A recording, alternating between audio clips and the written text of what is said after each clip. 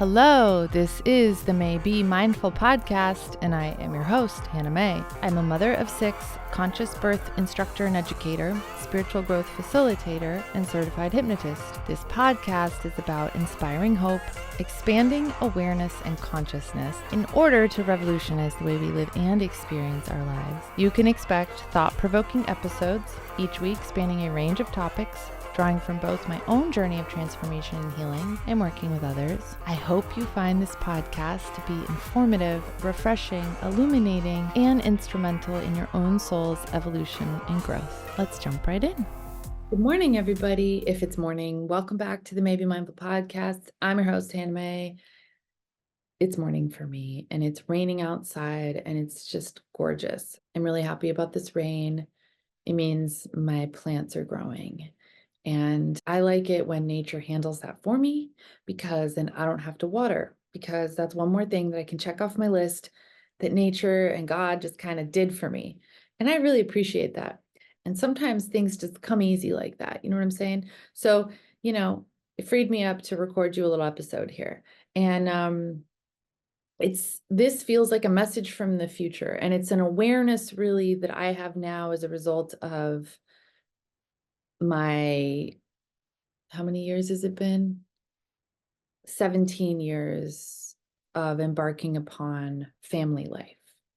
I noticed lately I am in proximity to, whether it's on a professional level, in recovery circles, or just friends, I'm around a lot of younger moms. And even though it's only a decade or so behind me in my journey with that, there's still an incredible amount of hours and time and self that you give to that.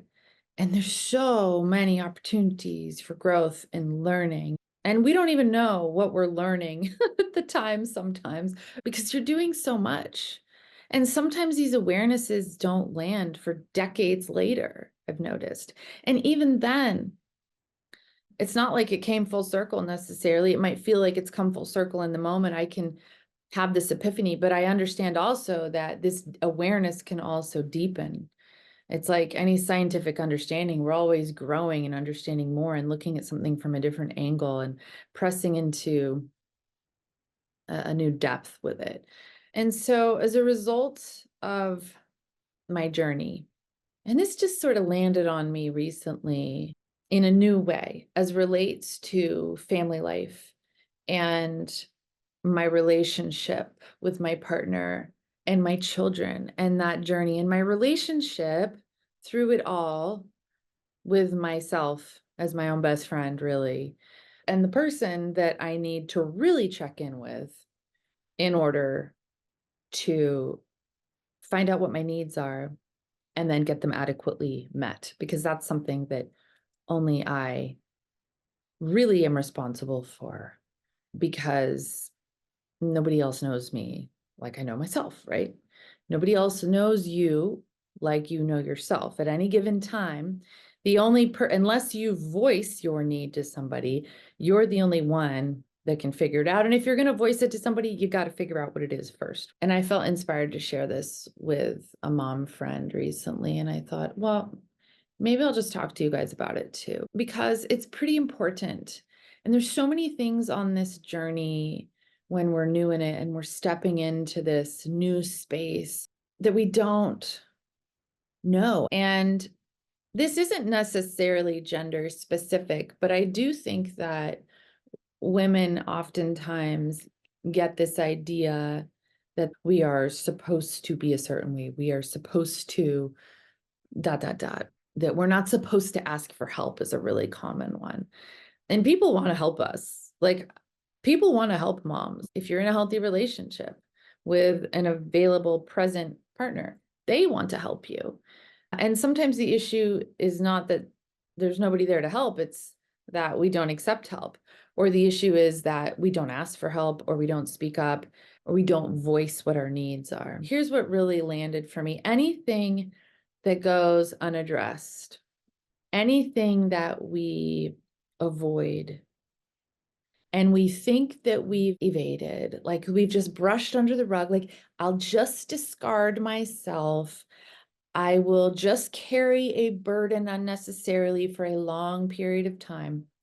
Those things will eventually come out in the wash. I don't know how long that cycle is going to last and what that process is going to be, but there is a process and a cycle, and everything is going to come out in the wash. It just seems to be what happens. And so, whatever you avoid and disregard in yourself is going to show up later. It might show up in the moment.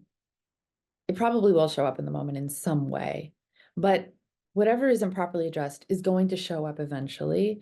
So, for example, if you've not been honest about something that's really important to you because you don't feel like you have the right to be, or you feel uncomfortable about it, or you're worried about what somebody thinks, then that's a part of you that you have disregarded.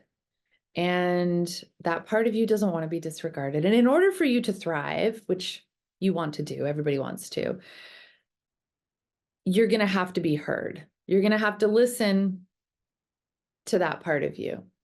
So it's going to come and get your attention somehow. I don't really know how else to say it other than to say, I believe we're designed to fully realize our importance in the grand scheme of things. So anything that you think you've supposedly evaded, swept under the rug, avoided in yourself, ignored, not spoken up about, disregarded, not acknowledged. How many other ways can I say this? Is going to be housed in your psyche somewhere, in your spiritual body, emotional, physical body.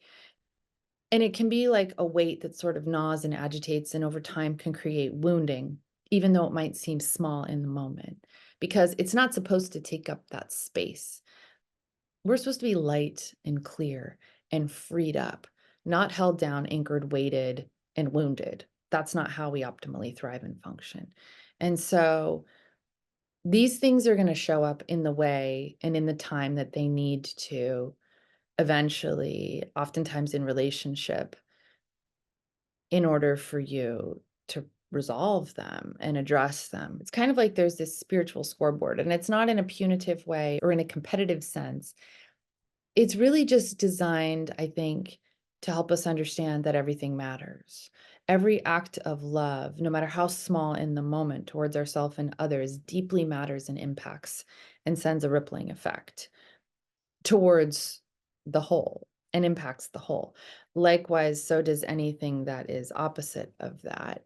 It becomes destructive to that life breath. And I believe it's designed that way to help us understand that we matter.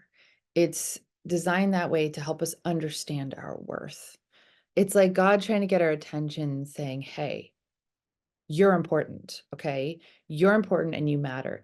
And this may not be everybody's lesson in the exact context in the way that I'm speaking about it right now. Say in relationship, if you put your needs last and you, which is very easy to do as a mom and very easy to do when you're running a household.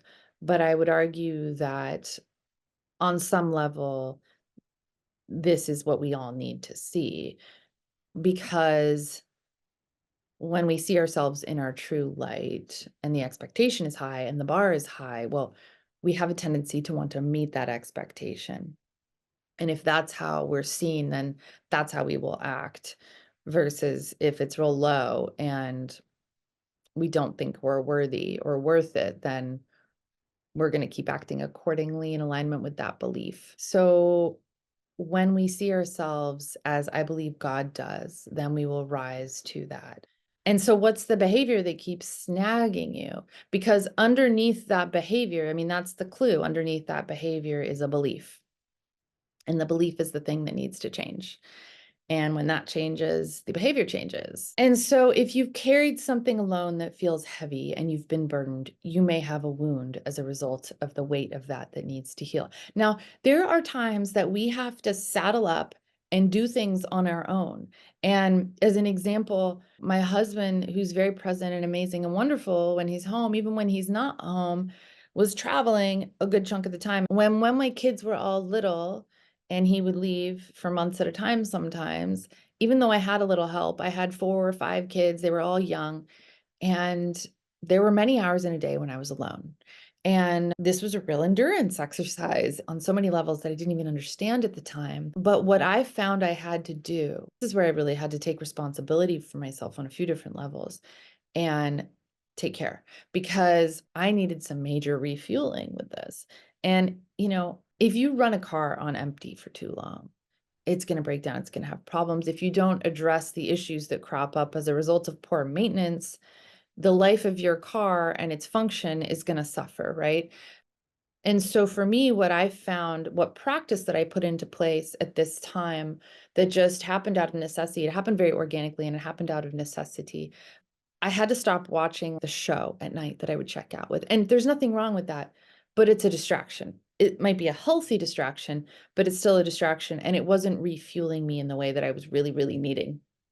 And so at this time I developed a spiritually nurturing practice, and it was accessible and available to me at that time in the evenings. I was not yet able to rise early because my kids woke up before me, and I was not about to wake up before them since they had me awake all night. Anyways, I remember I had like at any given time, I could wake up and have between like 2 and 5 kids asleep on my floor in my bed. I used to put mattresses out, and I kind of trained them so that they would just stop waking me up and they would just come and get on the mattress and go to sleep when they wanted me in the middle of the night.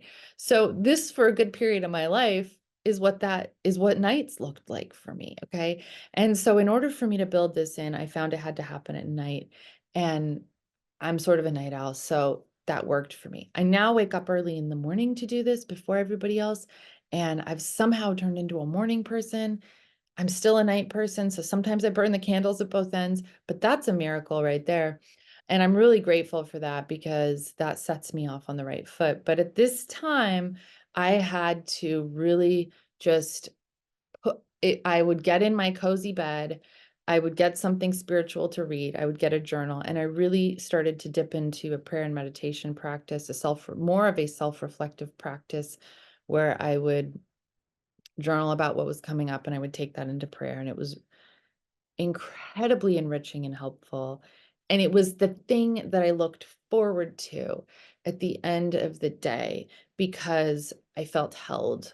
I felt nurtured, held, loved, cared for in that space. Now, this was also something that I had been working on developing and growing relationships with a spiritual connection for a good period of time anyways. So this was already accessible to me and I needed to grow that. I needed to reconnect in that way at the end of the day because I felt kind of like all over the place and exhausted. And this actually helped give me a lot more energy. It also created a space for me to listen to myself, listen to what my needs were and where I felt vulnerable or whatever. And I had been spending my days sort of disregarding myself out of necessity's sake because there were a lot of other needs to listen to and needs to meet.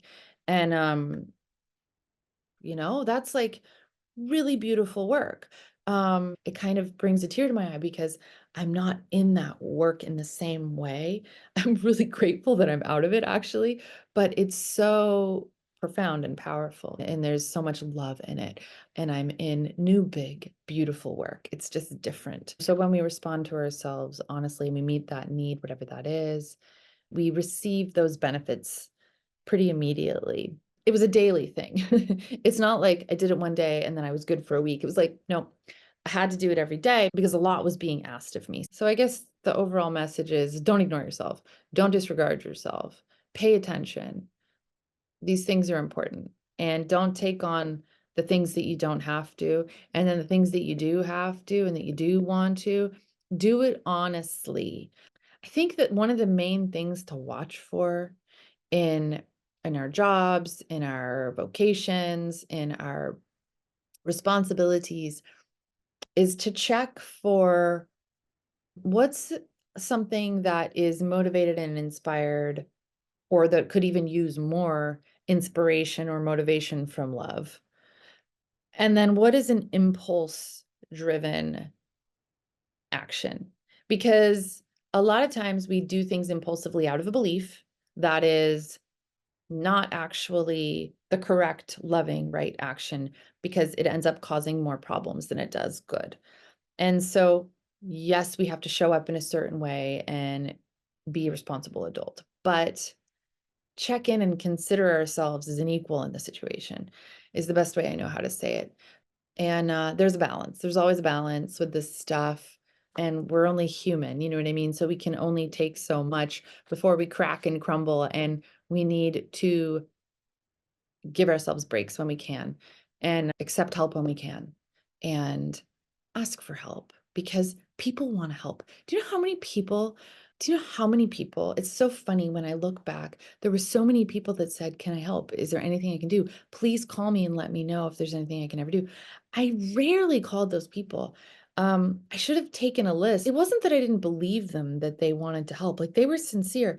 It's just when it came down to it, I was uncomfortable to ask. And so that's just based in a belief. That's just a fear. And so stepping out of certain patterns takes courage. You know, it really does. It takes a lot of courage to ask for help sometimes or speak up. It takes so much courage to be honest if we're afraid of being dot, dot, dot, whatever the fear is underneath it. But it's always good. You know, the things that we're afraid of have a gold mine of opportunity and freedom really under them. So that's all I got today. I love you guys. Be well, soul seekers. Until next time. Thank you for tuning in to the Mae B Mindful Podcast. If you enjoyed today's episode, don't forget to subscribe and leave us a review. Your feedback helps us grow and improve. For more information, resources, and exclusive content, visit our website at maybemindful.com or go ahead and follow us over on Instagram at Mae B Mindful. If you enjoyed this week's episode, please give me a follow, screenshot the episode, and go ahead and tag me until next week when I bring you another thought-provoking and inspiring topic. Until then,